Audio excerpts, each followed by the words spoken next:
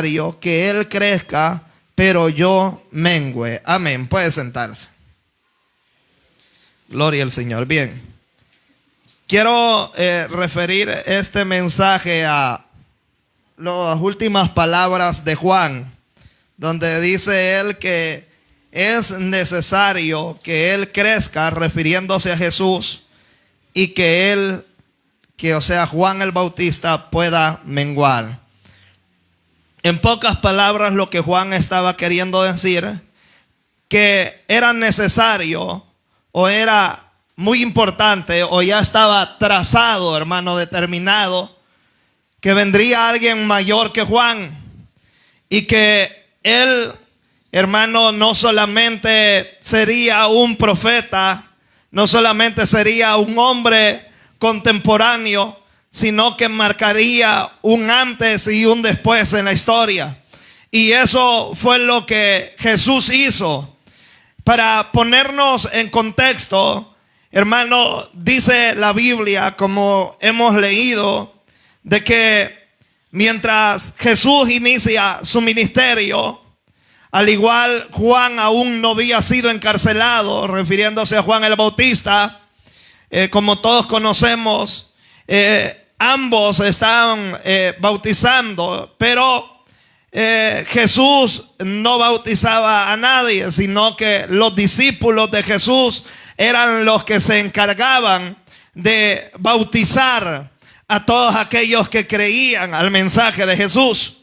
Debido a que tal vez, no sé cuál haya sido la razón, pero sí considero que el apóstol Pablo también se evitó de hacer lo mismo, en no bautizar a mucha gente, debido a que tal vez pudieran hacer alarde o decir: ¿sabe usted quién me bautizó a mí? ¿Sabe quién me sumergió en las aguas? A mí no me sumergió Juan el Bautista. Hubiera podido decir la gente aquel tiempo: el propio Jesús me bautizó a mí. Y tal vez eso hubiera sido un problema de alarde, un problema de discusión, un problema de creerse otro más que mayor que otro. Entonces tal vez Jesús, como Pablo, evitaron esa serie de cosas para que nadie pudiera gloriarse de tal cosa, sino que siempre el hombre pudiera dirigir su mirada y poner su fe y su confianza no en los hombres, sino en aquel que todo lo puede, hermanos. Sin embargo, lo que hoy hemos leído, todos conocemos quién es Juan el Bautista. Juan el Bautista era aquella profecía que la Biblia hablaba, que iba a venir a romper un silencio de 400 años, hermano, que Dios no había dicho ninguna palabra. Dios se había quedado en silencio. Y es ahí que ese tiempo pasan muchas cosas históricamente. Sin embargo, Dios se queda totalmente en silencio. Y por eso a Juan se le llamaría la voz que clamaría en el desierto. Porque el lugar donde él iba a proclamar la palabra, o el lugar donde él iba a hablar la palabra, no iban a ser las sinagogas en aquel tiempo, no iban a ser los templos, sino que él iba a ir por el desierto, aleluya, predicando, hermano, de alguien que había de venir después de él. Él, hermano, se consideró y entendió que él solo cumplía un trabajo que le habían establecido. La Biblia, como en alguna ocasión vimos, que los padres de Juan eran Zacarías y Elizabeth, hermano, fue una promesa de parte de Dios. Y dice la Biblia que Juan, desde el vientre de su madre, él, hermano, fue bautizado en el Espíritu Santo. Qué glorioso, hermano, haber podido ver esa escena, ver el estómago de una mujer embarazada que se ha de ver estremecido juntamente con ella, Y aún aquel niño en aquella situación, hermano, tal vez no tenía un consciente. Tal vez, hermano, estaba ahí el feto algo desarrollado. Aleluya, pero el Espíritu Santo decidió, hermano, Dios decidió marcar a Juan antes de su nacimiento. Y eso fue algo glorioso, porque eso demarcaba del cumplimiento de la palabra que se le había sido dada a su padre Zacarías. Y también declaraba, aleluya, que sobre él iba a posar un poder especial. Aleluya. Sin embargo, hermano, Juan el Bautista, a pesar que este hombre era un hombre, se considera áspero en palabras, no era muy elocuente, no vestía tan bien que digamos, su ropa era de pieles de camello, su comida era muy rara, gloria al Señor, langostas y miel silvestres, hermano, y era un hombre que se cree que era muy apartado. Era muy apartado de la sociedad, era muy apartado de todas las cosas. Pero cuando este hombre, Juan el Bautista, abría su boca, aleluya, algo, hermano, pasaba y algo sucedía. Algo hay que entender, que es importante tener la llenura y el bautismo del Espíritu Santo, para que cuando hablemos con el denuedo de la palabra de Dios y podamos ser usados y que las vidas puedan ser administradas. Que lo que yo no puedo hacer en un corazón, en una familia, en una sociedad perdida, la palabra y el Espíritu Santo pueda hacer en el corazón de su iglesia y de esta sociedad y de este mundo que se pierde, hermanos. Juan el Bautista aparece en el desierto. No era un predicador muy elocuente, no era un predicador, hermano, tan denotado, pero conforme el tiempo fue pasando, los judíos fueron respetando a Juan y le fueron dando su lugar, y aún lo respetaban. Hasta Herodes, hasta un cierto punto, lo respetaba, y sabían que este hombre no era cualquier hombre el que se había levantado. Su mensaje era muy básico y era muy sencillo, y era predicar el arrepentimiento. Era, hermano, hacer volver el corazón de los padres hacia los hijos. El trabajo de Juan el Bautista era hacer volver al Israel, aleluya, el cual se había desviado, se había perdido, estaba lleno de maldad, hacerlo retornar a Dios. Si empezamos a ver desde ese punto, el trabajo de Juan no era fácil. Iba a enfrentar oposición, iba a enfrentar lucha. Me gustaron las palabras del pastor. Un día de estos, el hermano Manuel dijo unas palabras y fueron algo así como él las dijo. Y dijo: predicar lleva tiempo, y que la palabra pueda hacer el efecto que uno desea en los corazones no es de la noche a la mañana. Es cuestión de tiempo.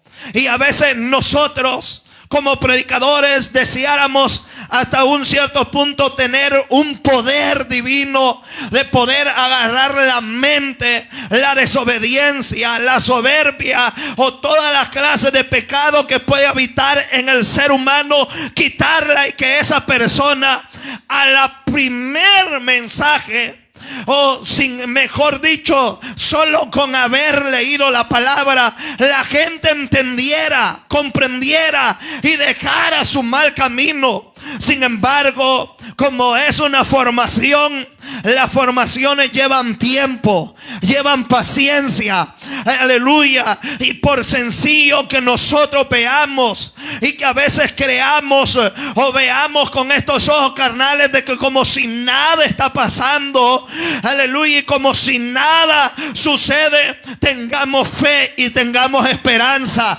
Aleluya, porque no nos predicamos a nosotros mismos, predicamos a aquel que murió y resucitó. Aleluya, tal vez hoy sembramos con lágrimas, tal vez hoy no vemos, hermano, lo que hemos sembrado, pero tengamos paciencia, porque no siempre se cosecha.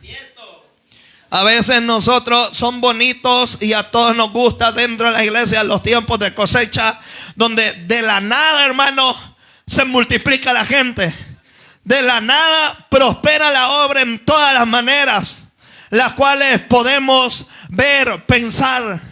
Pero eso no es de la noche a la mañana. Y hay que entender, eso lo hace Dios. No lo hace la elocuencia, la sabiduría, el comportamiento, la reputación de una persona. Lo hace Dios. Pablo se lo dijo a la primera carta de los Corintios, capítulo 3, atendiendo uno de los problemas de los corintios, y era que tenían divisiones, que eran carnales, que habían contienda.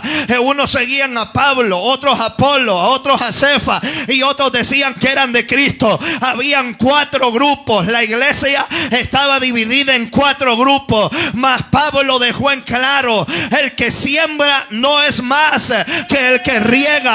Aleluya. Si quien se va a llevar el mérito, aleluya, es aquel, hermano, que hace germinar esa palabra. Es aquel que hace que esa palabra pueda dar fruto en aquella persona. Y eso no lo hace el hombre, eso no lo hace el predicador, eso no lo hace la humana sabiduría carnal y diabólica de esta tierra.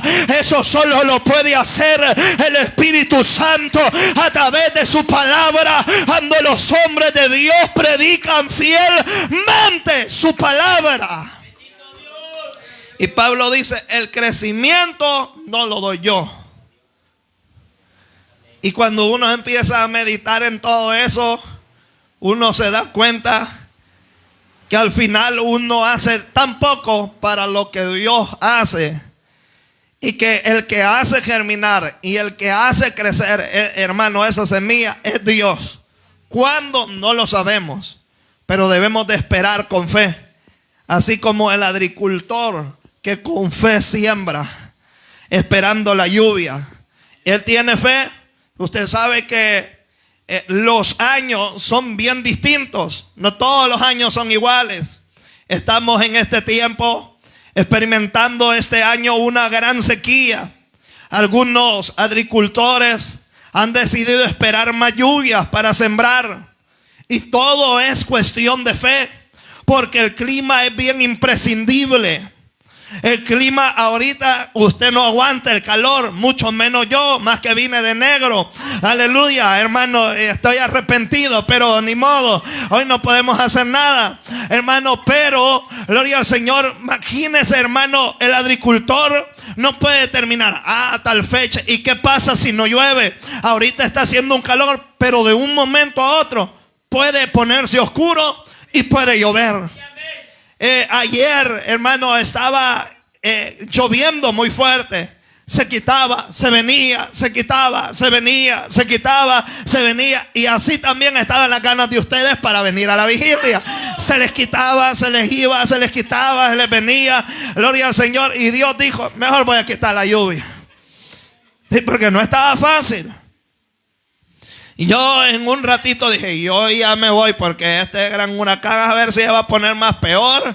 Aleluya. Voy a agarrar. Venía como a las 7:40 y solo iba a comprar un fresco ahí en la tienda. Y de la nada no estaba lloviendo, y de repente se vino, hermano, el gran aguacero.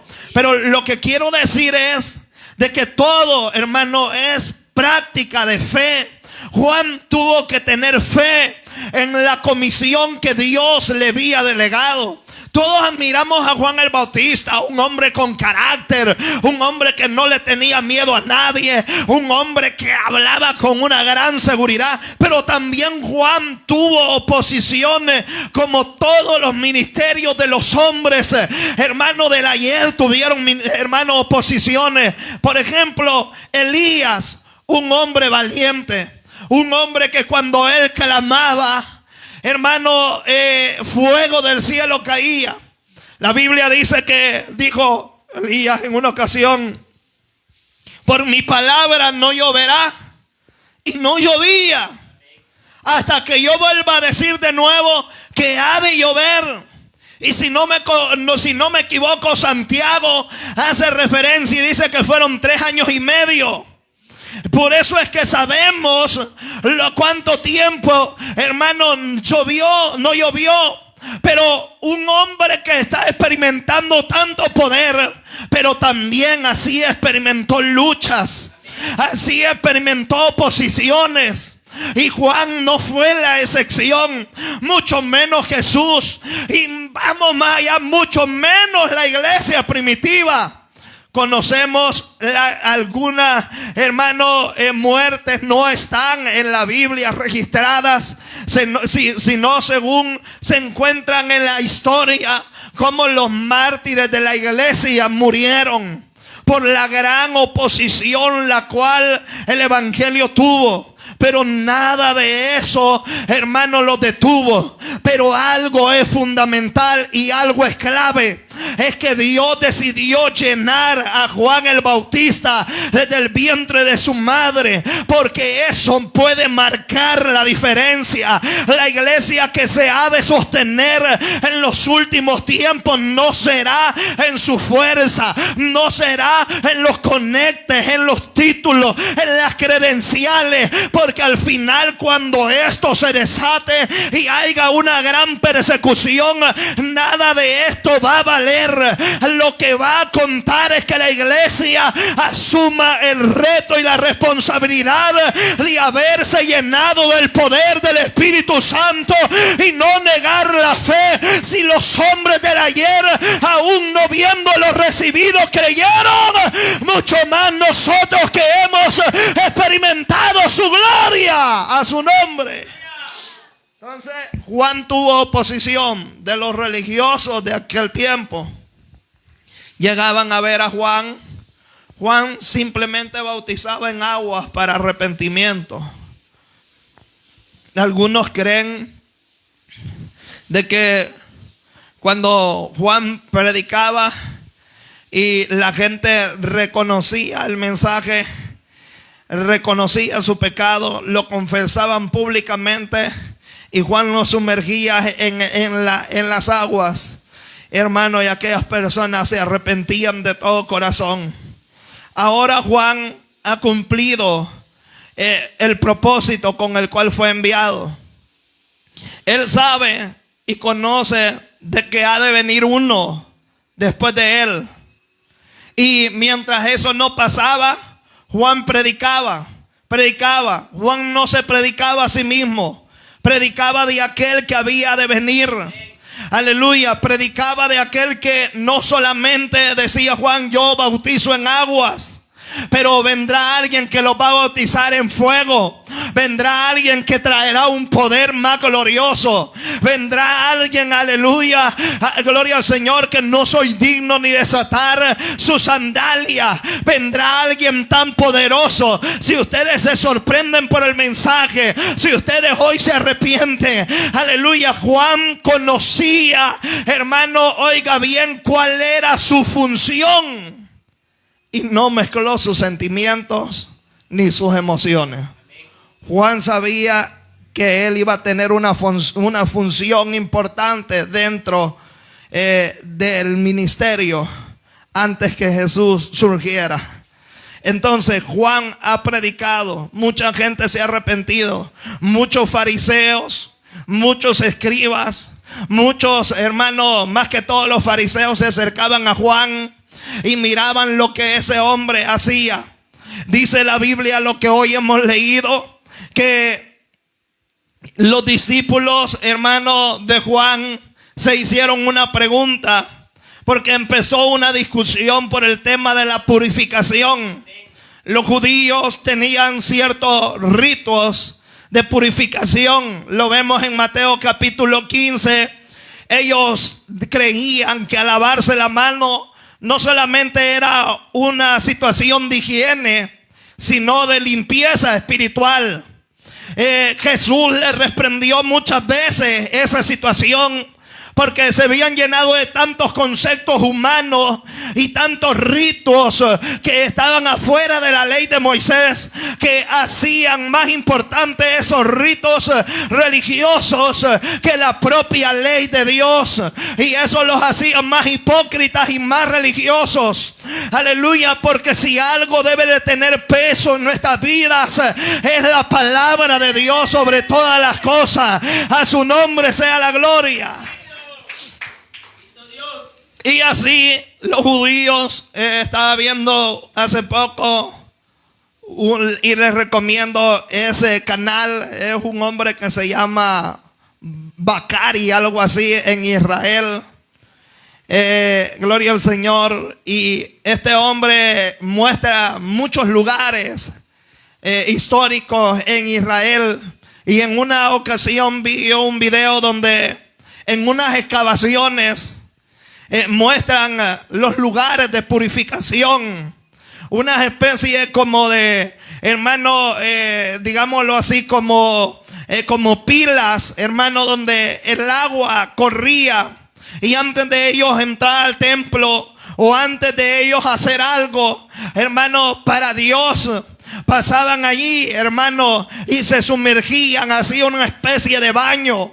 Sin embargo, tal vez es posible que estaban, hermanos, los judíos, hermanos, estaban discutiendo ese tema, que cómo era que Juan bautizaba en aguas para arrepentimiento, pero ellos también practicaban sus ritos de purificación, y seguramente Juan les decía que ya no era necesario esos ritos, sino lo que ellos necesitaban es no solamente pasar en unas aguas, sino que hubiera un verdadero arrepentimiento en su corazón, porque cuando la persona de verdad se humilla y se arrepiente de su corazón, su vida cambia. A su nombre sea la gloria. Pero ahora los discípulos de Juan le preguntan que cómo es eso de que él está bautizando a este lado y al otro extremo también los discípulos de Jesús están bautizando. Los discípulos de Juan llegaron a considerar que tal vez era Jesús la competencia de Juan el Bautista, porque mucha gente seguía a Jesús. Algunos llegaron a considerar, a decir o a pensar, tal vez de decir, Juan, la gente se está yendo y está siguiendo a Jesús. Pero Juan el Bautista sabía cuál era su función. Y él sabía, cuando vio a Jesús y lo bautizó, dijo: este es el Cordero de Dios que quita el pecado del mundo. Juan se dio cuenta, Juan determinó, Juan sabía que su tiempo había llegado, en que su ministerio tenía que ir menguando para que la obra gloriosa de Jesús pudiera ir creciendo. Oiga bien, a pesar que Juan había ganado el respeto, la fama, aleluya, pero también Jesús estaba, hermano, la fama de él estaba creciendo. Entonces ahora Juan el Bautista ha de usar una metáfora de un matrimonio para explicar cuál es la función que él está determinando. Menciona al esposo, a la esposa y al amigo del esposo. En estas tres, Juan se considera que él es el amigo del esposo. Oiga bien, considera a Jesús como el esposo y considera a Israel como la esposa. Y si vamos más allá, en el libro de Isaías, Jeremías, usted va a encontrar muchas ocasiones como Dios relata su relación y hace metáforas como de un matrimonio, como de una virgen, como de un hombre hacia una mujer. Hermano, entonces Juan, hermano, dice, hermano, y esto me gusta mucho en el versículo 29, dice: el que tiene la esposa es el esposo, mas el amigo del esposo que está a su lado le oye y se goza grandemente a la voz del esposo. Entonces aquí hay dice, el que tiene la esposa es el esposo. Miren, esas palabras son bien determinantes de entender que Israel, y lo vamos hoy a traer a nosotros, que la iglesia le pertenece al esposo. Nosotros no le pertenecemos a una misión, a un hombre, y por eso los pastores y los predicadores no podemos enseñorearnos de ustedes como si ustedes fueran esclavos, como si ustedes fueran nuestros sirvientes a nosotros, sino que debemos de entender que nosotros le pertenecemos, oiga bien, a Dios, porque Él nos compró, nos lavó a precio de su sangre, Él nos redimió de nuestros pecados, y hoy no nos debemos a nosotros, nos debemos a aquel que prometió venir por su esposa, por su prometida, y es la iglesia de Cristo a su nombre. El que tiene la esposa es el esposo. O sea, usted puede decir: esta es mi esposa, dice usted. ¿Por qué? Porque ya se amarró, ¿verdad? Ya hay un papel y delante de Dios también usted hizo lo que tenía que hacer, y hoy usted dice: esta es mi esposa. Mientras eso no pase, usted no puede asegurar absolutamente nada, ¿verdad? Sin embargo, Jesús, hermano, Juan ocupa esta metáfora y pone a Jesús como el esposo, a Israel como la esposa, y él se pone como el amigo. Y Juan está yendo más allá, porque está hablando, cuando habla del amigo del esposo, está hablando que en aquel tiempo, hermano, en Judea, gloria al Señor, tenían una costumbre, llamémoslo así, más entendible para nosotros, como hermano, le llaman como un coordinador, hermano, el cual, hermano, se encargaba, el mayor amigo de confianza del esposo, se encargaba de toda la coordinación, de tener preparado toda aquella situación para que cuando el esposo viniese pudiera estar todo preparado, coordinado, las flores estuvieran bien, para que cuando aquella boda hermano, se llegara a su momento, aquel amigo, el cual amaba, gloria al Señor, a aquella persona, oiga bien, se encargaba de coordinar absolutamente todo,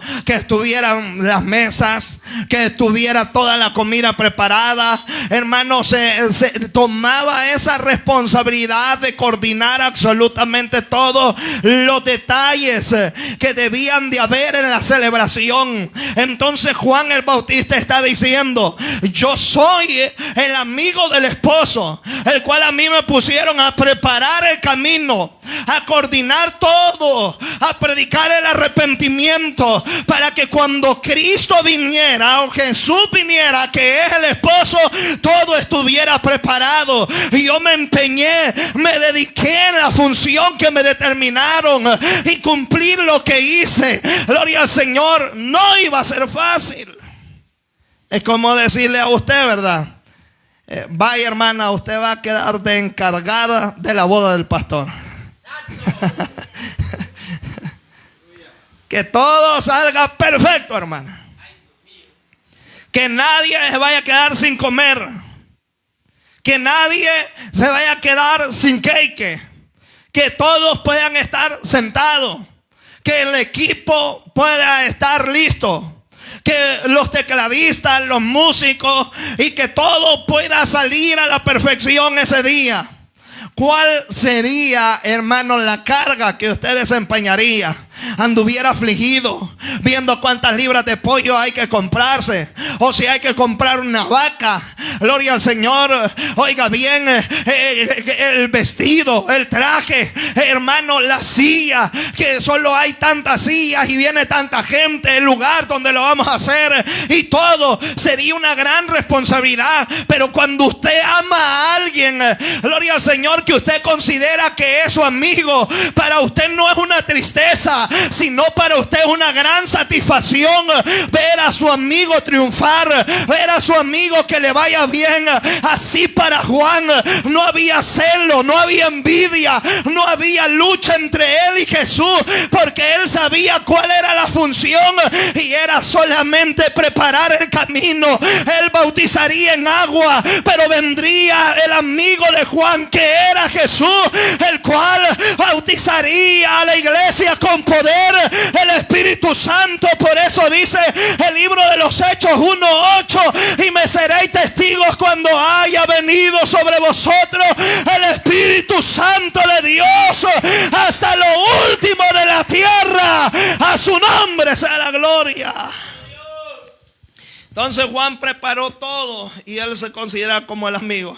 Y por eso dice: este es mi gozo cumplido, oír que él crezca y que yo mengue. Ese es mi gozo. Él se pone como el amigo, porque los discípulos de Juan están como queriendo decir: nos están ganando. La fama de Jesús se está extendiendo. Los discípulos de él también están bautizando. Pero hay algo determinante. Juan sabía cuál era su posición. Y cuando usted respeta su posición y sabe en el lugar donde Dios lo ha establecido, y respeta su lugar, y respeta a otros que están en posiciones más altas que usted, usted va a ser bendecido, usted va a ser prosperado. Juan nunca, en ninguna manera, se opuso al ministerio de Jesús. Y por eso ahora Juan va a referir, para culminar esa situación, hermano, y decir: es necesario que yo mengüe para que él crezca. Otras traducciones dicen: es necesario que él tome más importancia y la importancia que yo hoy tengo, da a entender Juan, vaya menguando. Es más importante que él vaya tomando el lugar de crecer y yo tome el lugar de menguar. Ahora, ¿cómo podemos hacer una aplicación en nuestra vida? Porque sí es necesario que nosotros menguemos y que él pueda crecer en nosotros. Y la aplicación es básica y es sencilla. Y es que, número uno, debemos de entender que esto no lo vamos a poder lograr en nuestra humanidad, en nuestra capacidad, en nuestro intelecto. No podremos hacerlo. Para poder llegar a hacer esto, que nosotros como hombres menguemos y Dios crezca en nosotros, debemos primero dejar que el Espíritu Santo domine, controle, dirija nuestra vida, porque Él nos va a enseñar que es necesario que nosotros como hombres menguemos y que Él pueda crecer en nosotros, que mueran en nosotros los deseos de la carne y los deseos de este mundo, para que los deseos de Dios puedan vivir en nosotros. A su nombre sea la gloria. Y eso solo lo vamos a poder lograr llenos del Espíritu Santo. Porque, como bien dijo el hermano el día miércoles o el viernes, si no me equivoco, nosotros estamos totalmente llenos de toda corrupción y pecado y maldad. Y nadie puede decir que no ha pecado. Hoy, hermano, Romano, en el capítulo 1, 2, 3, habla de la condición del hombre, hermano, de tanto el pecado que es. Y cuando uno lee todas esas cosas, se ve afrontado y dice: Hermano, porque en el capítulo 5 Pablo va a hablar acerca de la justificación y que era muy necesario a la verdad que Jesús tomara nuestro lugar para que nosotros pudiéramos ser justificados y aceptos delante del Padre. Aleluya, para que el Padre no nos viera a nosotros, sino que viera a su Hijo en nosotros. A su nombre sea la gloria. Y por eso es importante saber de que nuestra propia naturaleza y fuerza caída no podremos, pero si dejamos que el Espíritu Santo llene nuestra vida, nos bautice, nos guíe, Él nos va a enseñar lo que es correcto. Él nos va a enseñar a morir para que Él pueda crecer en nosotros. Número 1, eso es importante. Nos va a enseñar a reconocer nuestra posición. Somos hombres nada más, ante un Dios supremo, ante un Dios soberano, que hasta para dirigirnos nos debería dar tanto temor, hermano. Porque somos, mire, Isaías exclamó en el capítulo 6, dijo: soy hombre de labios inmundos, dijo, que habito en medio de un pueblo lleno de pecado y de maldad. Y yo me imagino que lo que vio Isaías ha de haber dicho: hoy me muero. Hoy yo creo que de esta visión no salgo, ha de haber dicho Isaías en el capítulo 6. Pero ¿sabe qué es lo que sucedió? Es que él reconoció que él era un hombre, hermano, impuro ante la presencia de un Dios excelente. Que su justicia es tan enorme, hermano, y que su poder es tan, hermano, grande, que a la hora de, hermano, nosotros decir, hermano, reconocer nuestra posición, reconocer que solo somos hombres y que estamos en esta tierra, hermano, y que no somos más que Dios, y aún así el hombre ha querido ser más que Dios. Hubieron unos hombres en el libro de Génesis que dijeron: haremos una torre para llegar a las alturas donde Dios está. Gloria al Señor. Hubo otro hombre llamado Nabucodonosor y dijo: gloria al Señor, esta es la gran Babilonia que yo he construido. Aleluya. Pero ¿sabe qué determina la Biblia? Que nadie puede ser como Dios, porque ante un Dios tan perfecto, ante un Dios tan lleno de poder, de santidad, de gloria, que al estar solo un instante delante de su presencia pudiera consumirnos su santidad. Y pudiéramos, hermano, cuando entendemos esa posición, ¿quién nos hace entender eso? ¿Qué tan pecadores somos? Es el Espíritu Santo en nosotros. ¿Qué tan, hermano, en qué posición, en qué calidad nosotros estamos? Somos nada más siervos.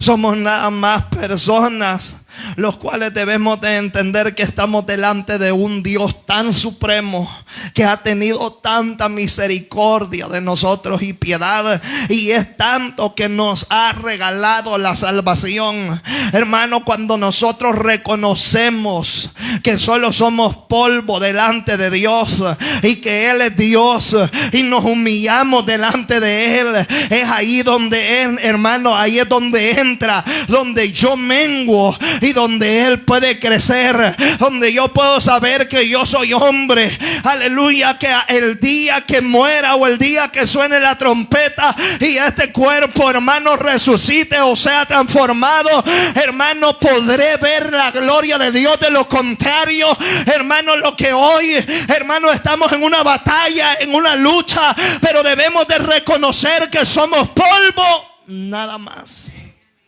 Y a veces nos cuesta reconocer eso. Que somos, como dice en alabanza, eres polvo nada más. Bueno, no nos hicieron de la tierra, del polvo, que es algo que está encima de la superficie de la tierra, algo más fino. Cuando nosotros entendemos que somos polvo y que estamos delante de un Dios tan grande, entonces vamos a poder, hermanos, vamos a aprender a menguar nosotros. Pero cuando nosotros creemos que nosotros merecemos Por eso cuando Romanos, hermanos, es una carta de la salvación tan grande que nos hace ver que nosotros no merecíamos absolutamente nada. Solo la ira, el castigo, el juicio de Dios por nuestras propias iniquidades. Y que todo es gracias a Jesús y a la misericordia de Él para con nosotros. Cuando nosotros entendemos eso, pero muchas veces se nos olvida a nosotros.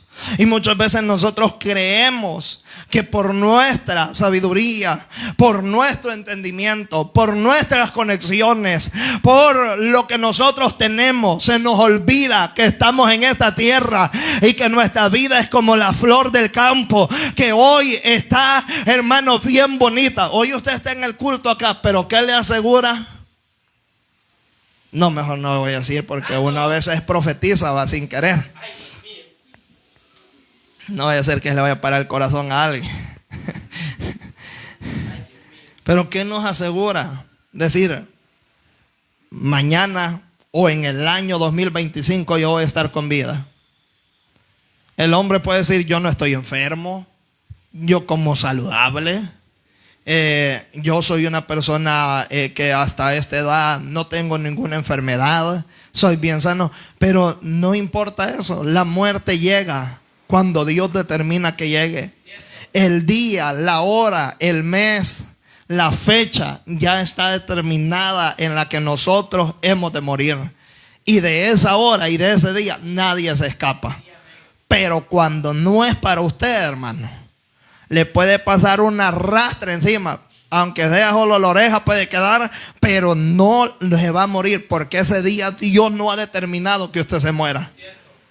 Pero cuando es el día, hermano, que usted se va a morir, no, tal vez es necesario que salga o se exponga.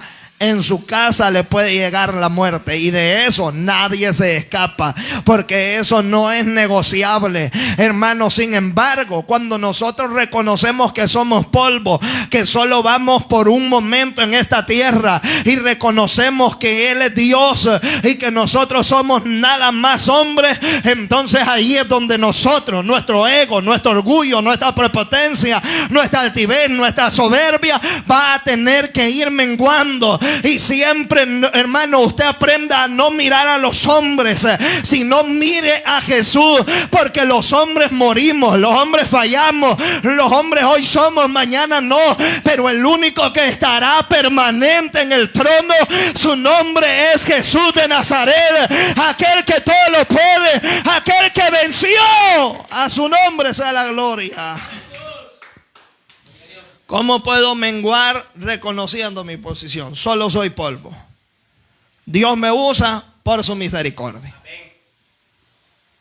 Si hablo algo es por su gracia, nada más. El apóstol Pablo, hablando a los Corintios, en su capítulo 15, su versículo 9, está hablando de que Él es el menor de todos los apóstoles, que Él es como un abortivo, refiriéndose de que Él, hermano, tal vez no era digno de todas las cosas que Dios le había permitido ver.